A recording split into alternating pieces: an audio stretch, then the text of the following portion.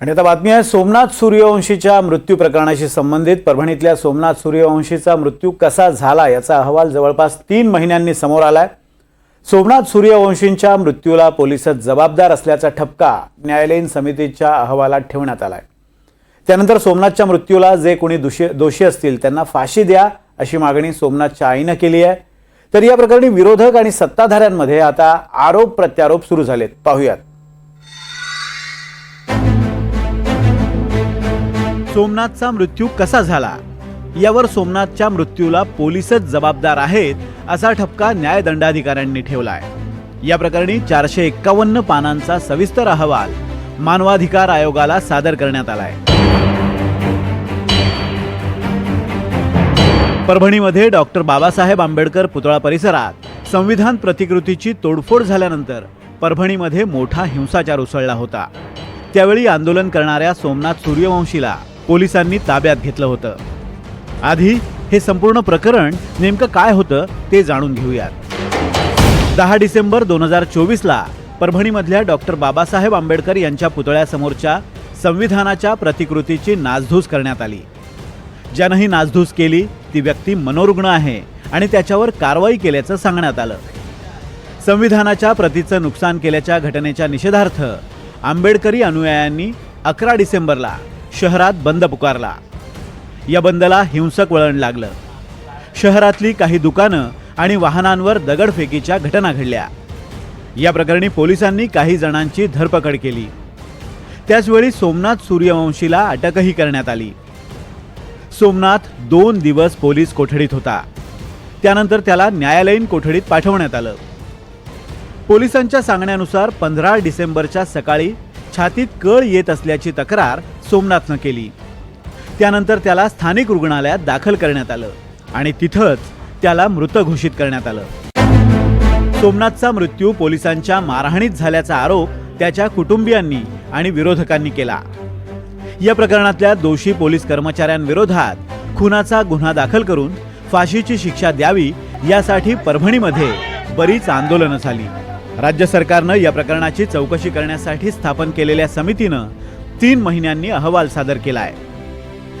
सोमनाथ सूर्यवंशींच्या मृत्यूला पोलीसच जबाबदार असल्याचं या अहवालात म्हणण्यात आलंय। सूर्यवंशी यांना परभणी जिल्ह्यातील नवामोंड पोलीस ठाण्यात मारहाण करण्यात आली। हा गोपनीय अहवाल राज्य मानवाधिकार आयोगासमोर आता सादर करण्यात आलाय। मानवाधिकार आयोगानं या प्रकरणातल्या संबंधित सर्व पोलिसांना नोटिसेस पाठवून त्यावर स्पष्टीकरण मागितलंय। या प्रकरणी राज्याचे मुख्य सचिव, गृह सचिव, अतिरिक्त पोलीस महासंचालक आणि परभणी सीआयडीचे पोलीस उपअधीक्षक यांना सुद्धा नोटीस पाठवण्यात आली आहे। मुख्य सचिवांकडून या प्रकरणी केलेल्या उपायांचा अहवाल, तपासाची प्रगती आणि पीडित कुटुंबाला भरपाई देण्याबाबत माहिती मागवण्यात आली आहे। न्यायदंडाधिकाऱ्यांनी ज्या पोलिसांवर ठपका ठेवलाय त्यांना सुद्धा नोटिसेस पाठवून त्यांची बाजू मांडण्याची संधी देण्याचे आदेश आयोगानं दिलेत। या अहवालानंतर सोमनाथ सूर्यवंशी यांच्या आईनं दोषींना लवकरात लवकर फाशीची शिक्षा देण्यात यावी अशी मागणी केली आहे। मला वाटते न्याय मिळाला पाहिजे। माझ्या सोमनाथाला मारहाणीमुळे जीव गेलेला तर सर्व जनतेला, साऱ्या भारताला माहित आहे। भारताच्या बाहेर गेलेला आहे। मारहाणीमुळे, हे पोलिसांच्या मारण्यामुळे, त्यांच्या मारण्यामुळे माझ्या लेकराचं मर्डर झालेलं आहे। शिक्षा आरोपीला फाशीची होय, आरोपीला फाशीची शिक्षा व्हायला पाहिजे, जे आरोपी आहेत ते। या प्रकरणाच्या न्यायालयीन चौकशीची घोषणा मुख्यमंत्री देवेंद्र फडणवीसांनी केली होती। ज्या शंका उपस्थित झाल्यात त्याचं निरसन झालं पाहिजे, त्यामुळे या प्रकरणाची न्यायालयीन चौकशी केली जाईल। या प्रकरणी वाजवीपेक्षा जास्त बळाचा वापर केल्याचा आरोप पोलीस अधिकारी अशोक घोरबांड यांच्यावर करण्यात आलाय। त्यामुळे चौकशी संपेपर्यंत त्यांना निलंबित करण्यात आलंय। सोमनाथ सूर्यवंशी यांच्या वैद्यकीय तपासणीमध्ये त्यांना श्वसनाचा दुर्धर आजार आहे, तसंच त्यांना ब्रेथलेसनेस सुद्धा आहे। याशिवाय काही जुन्या जखमा आहेत असाही उल्लेख होता। पोलीस कोठडीतून न्यायालयीन कोठडीत गेल्यानंतर सूर्यवंशी यांनी छातीत जळजळ होत असल्याची तक्रार केली। त्यानंतर त्यांना हॉस्पिटलमध्ये नेण्यात आलं आणि मग त्यांना मृत घोषित करण्यात आलं असं मुख्यमंत्री फडणवीस यांनी आपल्या निवेदनात म्हटलं होतं। त्यानंतर सूर्यवंशी यांच्या कुटुंबियांना सरकारनं 10 लाख रुपयांची मदत जाहीर केली होती। आता न्यायालयीन समितीचा अहवाल आल्यानंतर सोमनाथ सूर्यवंशींचा खून झाल्याचं स्पष्ट झालंय अशी प्रतिक्रिया विरोधकांनी दिली आहे. पोलीस कोठडीमध्ये झालेला मृत्यू हा नैसर्गिक नसून तो पोलिसांच्या मारहाणीमध्ये झालेला मृत्यू आता स्पष्ट झाला आहे. मला असं वाटतं की यामध्ये सरकार आता उघडं पडलेलं आहे. सरकारची जे झाकण्याचा प्रयत्न होता ते आता उघडलं गेलं आहे आणि म्हणून अशा प्रकरणामध्ये सरकारने थोडा संवेदनशील असावं.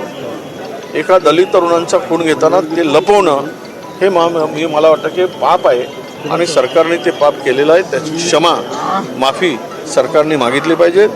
आम्ही हे पहिल्यापासूनच म्हणत होतो. बीड आणि परभणी या दोन्ही घटनांमध्ये आदरणीय पवारसाहेब पहिल्यांदा जाणारे राष्ट्रीय नेते होते आणि त्या दिवशी जे पवारसाहेबांनी माहिती दिली ती आज पूर्णपणे देशाच्या समोर आलेली आहे. मग बीडमध्ये आदरणीय पवारसाहेबांच्या दौऱ्यामध्ये जे काही बाहेर आलं तेच खरं निघालं आणि त्यानंतर जी परभणीलाही जी घटना झाली तेही तेच निघालं. त्याच्यामुळे आम्ही हा बीड असेल, परभणी असेल, देशमुख कुटुंब असेल, सूर्यवंशी कुटुंब असेल किंवा मुंडे कुटुंब असेल, आम्ही सगळ्यांचाच प्रयत्न होता की कुठलंही राजकारण न आणता ह्या कष्ट करणाऱ्या या मराठी माणसांना न्याय मिळाला पाहिजे याच्यासाठी आम्ही लढत राहतो. परभणीच्या सनमध्ये सोमनाथ सूर्यवंशीचा जो मृत्यू झाला होता, आता पोलीस अधिकाऱ्यांचा जो अहवाल आहे त्यामध्ये पोलिसांच्या मारहाणीमध्ये झाल्याचं समजलं आहे. परभणीची दंगल, परभणीच्या पोलीस कोठडीमध्ये सोमनाथ सूर्यवंशीची जी हत्या झाली आहे, वारंवार आम्ही तेच सांगतो आहोत ना. पोलिसांच्या मारहाणीत जर त्याची हत्या झाली असेल तर त्याला गृह खातं जबाबदार आहे. गृह खातं जबाबदार असतील तर गृहमंत्री जबाबदार आहे. आणि गृहमंत्री आमचे वारंवार हे असं घडलंच नाही हे सांगतायत, पण ते खोटं बोलतायत आणि पोलिसांनी त्यांना खोटी माहिती दिलेली आहे. सोमनाथ सूर्यवंशी प्रकरणात दोषींवर कारवाई होणारच असं सत्ताधाऱ्यांचं म्हणणं आहे. निश्चितच सरकारची भूमिका, ज्या प्रकार कोणी दोषी आहे त्याला बेड्या टाकण्याची किंवा त्याच्यावर कारवाई करण्याची भूमिका सरकारची राहणार आहे. या संदर्भात सरकार म्हणजे पोलीस विभागामार्फत चौकशी करून आणि सखोल चौकशी करून जोही दोषी असणार त्याच्यावर कारवाई होणार आहे. सोमनाथ सूर्यवंशी मृत्यू प्रकरणात आता मानवाधिकार आयोगानं संबंधित पोलिसांना नोटीस बजावली आहे. त्यांच्या उत्तरानंतर आणि पुढच्या तपासानंतर या प्रकरणातली आणखी काही महत्त्वाची तथ्य बाहेर येण्याची शक्यता आहे. दिवाकर माने, NDTV मराठी, मुंबई.